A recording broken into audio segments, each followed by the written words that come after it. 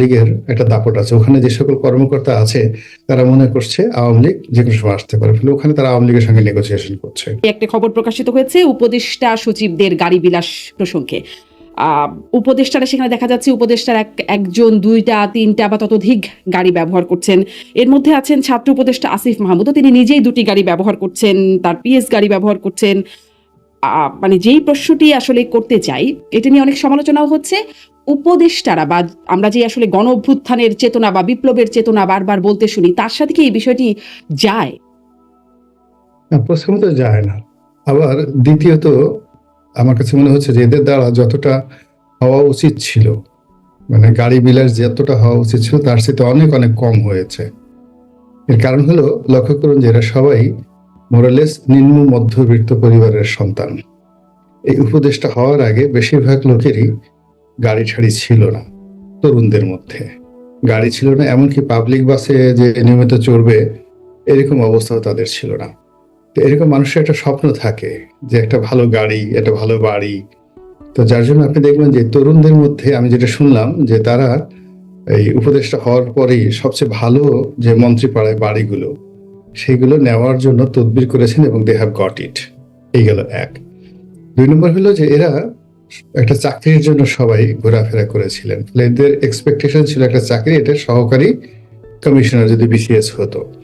তো সেখানে সরাসরি মন্ত্রী হয়ে যাওয়ার পরে যখন সাধারণ মানুষ তাদেরকে স্যার ডাকছেন, সচিবরা স্যার ডাকছেন, পুলিশে স্যালুট দিচ্ছেন, তো এইগুলোর অবস্থা হয় কি, মানুষের চরিত্রটা হলো এরকম, যখন কোনো একটা মানুষ এরকম পরিস্থিতিতে পড়ে, তো একটা বেলুনের মধ্যে যখন বাতাস দেওয়া হয় তখন ওই বেলুনটা ওজন হারিয়ে ফেলে।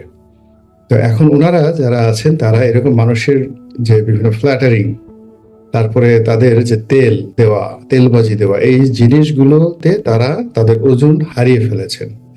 তো ওজন হারিয়ে ফেলার পর আপনি দেখবেন যে এক একজন যখন কথা বলা শুরু করছেন, যখন হা করছেন, হায়ের আকৃতি এত বড় হয়ে যাচ্ছে যে তাদের সেই হা দেখে, নর্মালি আমরা যারা হা করতাম এই সমাজে, আমাদের হা বন্ধ হয়ে গেছে, উই ক্যানট টক, আমাদের মুখ বন্ধ হয়ে গেছে। এই গেল একটা সমস্যা।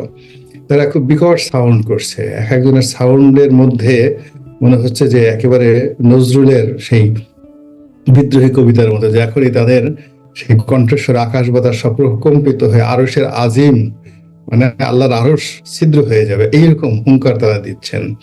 তো এইগুলো থেকে রক্ষা পাওয়ার জন্য যে শিক্ষা দরকার, দীক্ষা দরকার, অভিজ্ঞতা দরকার, তারপর শেষে সঙ্গী দরকার, সাথী দরকার, পরিবেশ প্রতিবেশ দরকার, এই জিনিসগুলো তারা পাচ্ছে না। ফলে তাদের এই গাড়ি বিলাস দেখে আমার আসলে রাগ হচ্ছে না, ক্ষোভও হচ্ছে না, বরং ক্ষেত্র বিশেষে তাদের প্রতি করুণা হচ্ছে। জি, তাদের পক্ষে থেকে, মানে উপদেষ্টাদের পক্ষ থেকে, আমি ছাত্র উপদেষ্টাদের কথাই মেন করছি তা না, এরকমটি বলছেন, মানে সেই খবরেই পড়ছিলাম, সেই প্রতিবেদনেই পড়ছিলাম যে মন্ত্রণালয়ের সচিবরা দিয়েছেন, আগেও ব্যবহার হতো সেই হিসাবে এখনো সচিবরা তাদের দিচ্ছেন, এবং তারা সেভাবেই ব্যবহার করছেন। এই ব্যাখ্যাটিকেও আপনি কিভাবে দেখেন? এটাও খুবই দুর্বল একটা যুক্তি। এর কারণ হলো, যিনি বলেছেন, আমি তার বক্তব্য দেখলাম, এরা সবাই বয়স্ক মানুষ। একটা জিনিস দেখুন, একটা নির্দিষ্ট সময় পরে সবাই শিশু হয়ে যায়। এখন যারা নতুন নবীন 30-এর নিচে, তাদেরকে যেভাবে আমরা তাদের বুদ্ধি, প্রজ্ঞা, মেধা এইগুলো নিয়ে মনে করি যে এরা এখনো যথেষ্ট অভিজ্ঞতা অর্জন করেনি, ক্ষমা সুন্দর দৃষ্টিতে তাদেরকে দেখি। আর যারা 70-এর ঊর্ধ্বে উঠে যায়, বৃদ্ধ মানুষ, আপনি আপনার পরিবারে দেখেন, আপনার দাদা, নানা, এরা সবাই শিশুর মতো আচরণ করে। তা আমরা একটা বিরাট শিশু গ্রুপ পেয়েছি। হ্যাঁ, যারা একদিকে 30-এর নিচে তারাও শিশু, আবার 70-এর উপরে যারা আছেন তারাও শিশু। তো এখন শিশু মানুষ, বয়স্ক মানুষ, বয়স হলে মানুষ খুব আবেগপ্রবণ হয়ে যায়, তাদের অনেক কিছু খেতে ইচ্ছা করে, অনেক কিছু পেতে ইচ্ছা করে। তো সেই অনুযায়ী দেখা গেল যে মন্ত্রণালয়ের সচিব সাহেব যখন বলছেন, স্যার এটা আপনার প্রাপ্য, তো মনে করেছে আচ্ছা ঠিক আছে, ঈশ্বরকে। অনেক শিশু দেখেন যে বাবা মা বলে দেয় যে তুমি কিন্তু ললিপপ খাবা না, কিন্তু আপনি যদি তাকে আদর করে বলেন যে নাও বাবা একটা ললিপপ খাও, অনেক শিশু স্থানকাল পাত্র ভেদে সেই ললিপপ গ্রহণ করে ফেলেন। এখন 70 ঊর্ধ্ব বা 80-র চেয়ে বেশি বয়সী যে সকল উপদেষ্টা মহোদয় রয়েছেন, এখন এটা প্রকৃতিরই একটা অবস্থা, তাদের শরীরের যে বায়োলজিক্যাল। কিন্তু গোলাম মোল্লা রনি, আমাদের রাজনীতিবিদ, মন্ত্রী, প্রধানমন্ত্রীর পদে স্বাভাবিকভাবেও যারা থাকেন, মানে তারা তো মোটামুটি এইরকম বয়সী, 70 বা 70-এর একদম কাছাকাছি বা 70 ঊর্ধ্ব, এরকম মানুষই তো বেশি থাকেন। এই না এখন তরুণ 30-এর নিচে মানুষ কেবল যাচ্ছেন। রাজনীতিবিদদের একটা সুবিধা আছে যখন একটা পলিটিক্যাল গভর্নমেন্ট হয়, তাদের সমালোচনার একটা বিরাট উইংস থাকে, তারপরে তাদের একটা ফ্যামিলি থাকে, এই পলিটিক্যাল ফ্যামিলি। আমার সঙ্গে আমার স্ত্রী আছে, সন্তান সন্ততি আছে, ফলে এই সকল ভুল এবং ভ্রান্তিগুলো যা হয় এগুলো পরিবারের মধ্যে কিন্তু আলোচনা হয়। দ্বিতীয়ত, তাদের পিএস এপিএস থেকে শুরু করে অন্য যে সকল নিয়োগ হয় কাছাকাছি, এগুলো সব পলিটিক্যালি অনেক আগের থেকে তাদের সাথে সম্পর্ক থাকে। ধরুন, সিভিল সার্ভিসে অনেক কর্মকর্তা আছে ছোট ছোট, এখন তারা আগের থেকেই অনেক পলিটিক্যাল নেতার সাথে সম্পর্ক রাখেছে, স্যার বা ভাই আপনি যদি কখনো মন্ত্রী হন আমাকে কিন্তু পিএস বানাবেন, এপিএস বানাবেন। তো ওনাদের সঙ্গে একটা অ্যাডাপশন বা পারিবারিক রিলেশন এমন ভাবে থাকে যে তারা খোলামেলা বলে যে এই কাজটি আপনার করাটা ঠিক হবে না। তো ওখানে দুটো কাজ হয়, একটা হলো ক্রাইম, সরাসরি তারা একসাথে মিলে সিন্ডিকেট করে একটা অপরাধ করে, পিএস এপিএস সবাই মিলে একসাথে সিন্ডিকেট করে। আর অন্যথায় হলো কি, তারা আলাপ আলোচনা করে একটা ভালো কাজ করার চেষ্টা করে, মাঝে মাঝে কোনো কিছু নয়। এখানে কনফিউজড হওয়ার মতো যে জায়গায় সেটা কম থাকে। কিন্তু এখন এই অন্তর্বর্তীকালীন সরকার যারা আছেন, এরা তো আসলে সবাই নন পলিটিক্যাল, এই ধরনের বিষয় কখনো আশাও করেননি আগে থাকতে। মাঝে মধ্যে স্বপ্ন দেখতেন এরকম একটা 111 আসলে, যেটা শেখ হাসিনা বলতেন যে এরা স্বপ্ন দেখে এরকম একটা 111 আসলে আমরা মন্ত্রী হব, আমাদের ফ্ল্যাগ থাকবে, ইত্যাদি ইত্যাদি আর অনেক কিছু।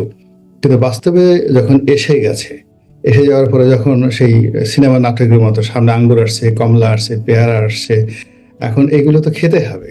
এগুলোকে ফিরিয়ে দেওয়া বলতে গেলে অনেকটা বেয়াদবির মতো। এরা তো আর যা হোক না কেন বেয়াদবি করতে পারে না, ভদ্রতা তো, এরা ভদ্র পরিবারের সন্তান।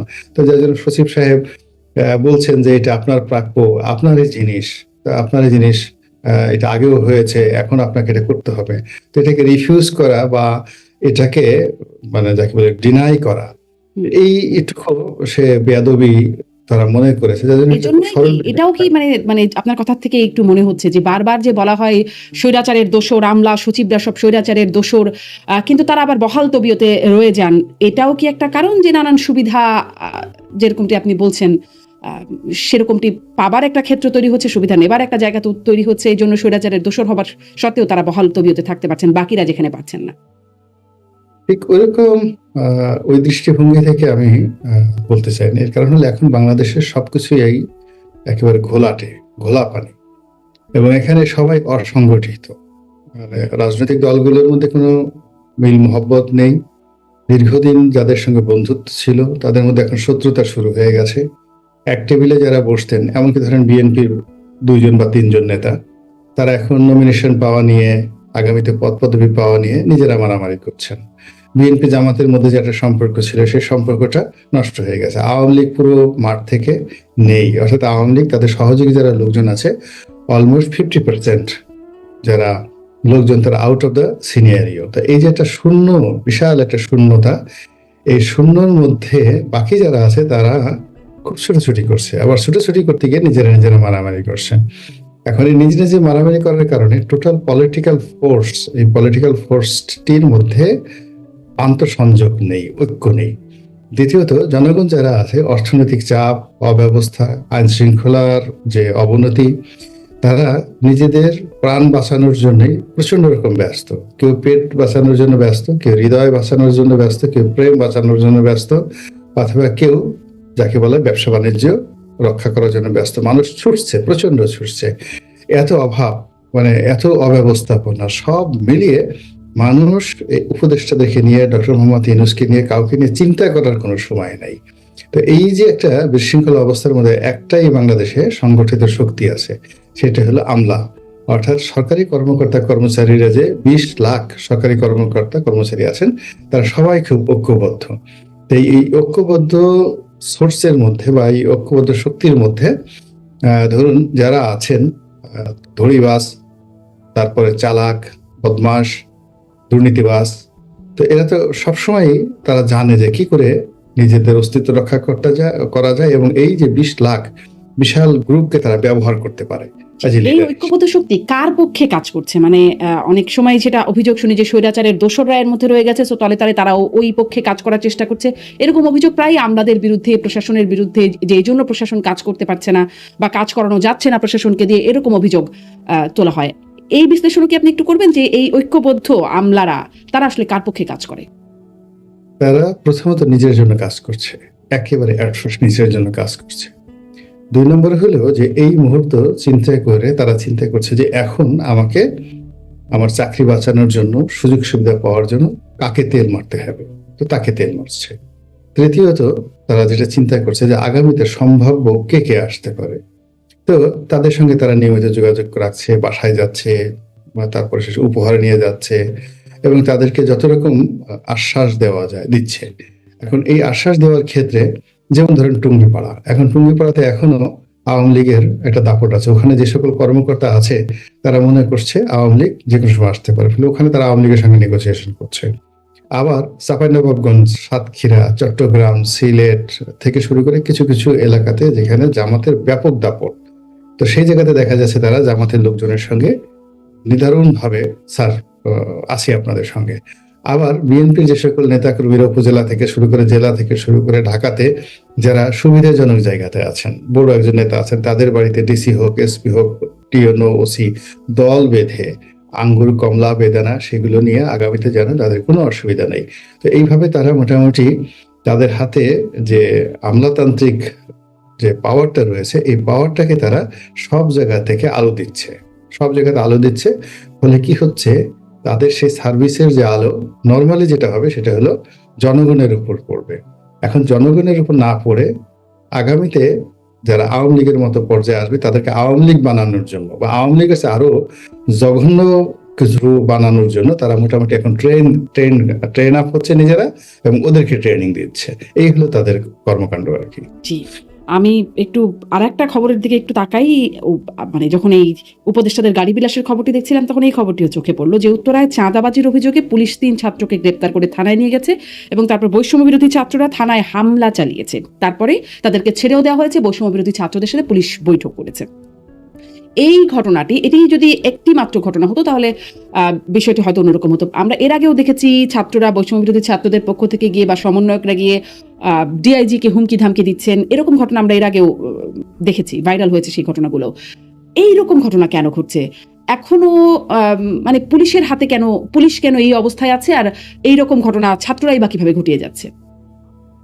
মূল কারণ হলো যে পুলিশের কনস্টেবল থেকে শুরু করে আইজি পর্যন্ত আওয়ামী লীগ জমানাতে যেটা ছিল তাদের মধ্যে একটা দলবাজি ছিল এবং তারা 3টি জঘন্য ঐতিহাসিক অপরাধ করেছে পুলিশের নেতৃত্বে এবং এর সঙ্গে সঙ্গে সিভিল অ্যাডমিনিস্ট্রেশন, এমনকি 2018 সালে সেনাবাহিনীও এর সঙ্গে জড়িত ছিল, সেটা হলো এই ভোট র্যাগিং। ফলে তারা মানসিকভাবে, নৈতিকভাবে তারা ভেঙে পড়েছে, এতে কোনো সন্দেহ নেই। এখন এই জায়গা থেকে বের হওয়ার জন্য যে ধরনের পলিটিক্যাল নেতৃত্ব দরকার, যে ধরনের মিলিটারি লিডারশিপ দরকার, ব্যুরোক্রেটিক লিডারশিপ দরকার, একেবারে অনেস্ট, আর শাস্তি দরকার, দৃশ্যমান শাস্তি। তো এখানে আসলে শাস্তিটা দৃশ্যমান হচ্ছে না। শাস্তিটা হচ্ছে কি, যাদের প্রতি মানুষের ক্ষোভ ছিল, পাবলিক পারসেপশন, যেমন ধরুন হারুন, বেনজির, তারপরে বিপ্লব, এখন এরা তো পালিয়ে গেছে, তো এদেরকে তাড়া করা হচ্ছে। কিন্তু ক্রিমিনাল বিহাইন্ড এই সমস্ত লোকজন ছিল সামনে নায়কের মতো, কিন্তু নায়কের পেছনে একটা বিরাট ভিলেন গ্রুপ ছিল। তো সেই ভিলেন গ্রুপকে এখনো পর্যন্ত টাচ করা যায়নি এবং তারাই বিভিন্ন জায়গাতে কমান্ডে আছে। কমান্ডে থাকার কারণে তারা কিন্তু মুভ করতে পারতেছে না, বিকজ তাদের মোরাল ক্যারেক্টার নেই। এই গেল এক। দ্বিতীয় যে সমস্যাটা হলো যে অনেকগুলো কৌশলগত পদ, যেমন ডিআইজি, এসপি, তারপরে পুলিশের ওসি, এই পদগুলো রাতারাতি পরিবর্তন হয়ে গেছে। তো এখন যাদের পরিবর্তন হয়েছে তারা কত 15 বছরের কমান্ডে ছিল না, তাদেরকে অনেকে ওএসডি ছিল, অনেকে একেবারে খুব অসম্মানজনক, যাকে বলা হয় যেগুলো অগুরুত্বপূর্ণ পদ পদবি আছে সেখানে ছিল। তো এই সকল পদ পদবিতে থাকার কারণে কি হলো, তাদের মধ্যে একটা কমান্ড বা একটা থানা চালানোর জন্য, একটা মব কন্ট্রোল করার জন্য যে ধরনের নৈতিক সাহস দরকার, শক্তি দরকার, এই জিনিসগুলো নেই। যেমন ধরুন যে ডিআইজি সাহেব, সেই ডিআইজি সাহেবকে আমি চিনি। আমি যখন সংসদ সদস্য ছিলাম, উনি তখন পটুয়াখালীর এসপি ছিলেন, ভারপ্রাপ্ত এসপি ছিলেন। এই দীর্ঘ সময়টি তিনি বলতে গেলে হতাশার সাগরে কাটিয়েছেন। তার বন্ধুরা সবাই এডিশনাল আইজি মানে হয়ে রিটায়ার্ড করে গেছেন, কিন্তু উনি এই পুলিশের এসপি হিসেবে ছিলেন।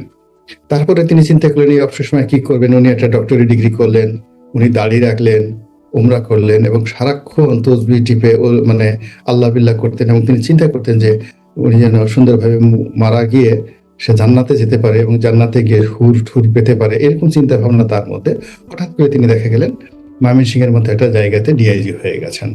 এখন এই যে তার যে 15 বছরের যে চিন্তা চেতনা, তিনি যেখানে জান্নাতের কথা চিন্তা করেছেন, যিনি যেখানে হুরের কথা চিন্তা করেছেন, সেখানে তার সামনে যখন ফেন্সিডিল খোর আসছে, তার সামনে যখন চাঁদাবাজরা আসছে, খুর নিয়ে আসছে, তিনি তো অলি আল্লাহ হয়ে গেছেন, দাঁড়িয়ে ঠাড়িয়ে রেখেছেন, সবকিছু হয়ে গেছেন। বলে এই বাস্তব অবস্থা তার সাথে কন্ট্রাস্ট করছে যে ও মাই গড, আমি এখন যখন ফেরেশতার মতো জীবন আমার হয়ে গেছে, আমি ওইভাবে একটা চিন্তা করতেছি ভালো একটা কবর হবে, সেই কবরখানাও তিনি মনে মনে চিন্তা করছেন। মৃত্যু ছাড়া তার কাছে অন্য কোনো চিন্তা ছিল না সমাজের। হঠাৎ করে যখন তিনি কমান্ডে চলে গেছেন, এখন তো তাকে পুলিশ হিসেবে পিটাতে হবে, ফায়ার করতে হবে, ওটা করতে হবে, এখন সেই জিনিসগুলো পাচ্ছে না। তো উনাকে আমি চিনি যে হিজ এ ভেরি জেন্টেলম্যান। তো এর সঙ্গে আবার যারা মন্দ লোক আছে, যেমন দেখা গেল যে আমি 2-3 জন অফিসারের নাম বলতে পারি বিএনপি জামানাতে, তারা খুবই দুর্নীতিবাজ, এরকম এই হারুনদের মতোই এরকম খুবই দুর্ধর্ষ ছিল। এখন তারা সেই দুর্নীতির টাকা খরচ করে দেশের বাইরে পালিয়েছিলেন, এই সময়টাতে আসছেন, আবার কমান্ড ফিরে পেয়েছেন। কিন্তু এর মধ্যে কি হলো কি, তাদের ওই যে অতিরিক্ত অর্থ, বেশি অর্থ পাওয়ার কারণে কি হলো, তাদের ছেলে মেয়ে নষ্ট হয়ে গেছে, অনেকের পরিবার নষ্ট হয়ে গেছে, নিজের শরীর স্বাস্থ্য কিডনি নষ্ট হয়েছে, অনেকে হয়তো মন খারাপ ছিল, এজন্য একটু ড্রিঙ্কস করছে, বিয়ার খেয়েছে, সমস্ত কিছু খেয়েছে, খাওয়ার পর তার বডিতে এখন সেই ফিটনেসটা নেই। এখন দেখা গেল যে বডিতে যদি ফিটনেস থাকে, হার্ট দুর্বল, এখন যে কোনো সমন্বয়করা আসলে যখন এরকম একজন লোকের একটা ধমক দেয়, তখন ওটার যে রিভোল্ট করবে, রিভোল্ট করার জন্য তার ফিজিক্যাল তো ফিটনেস থাকা লাগবে, এরকম ফিজিক্যাল ফিটনেস নেই। হুম। সিভিল সার্ভিস আপনি দেখবেন তেমনি অবস্থায়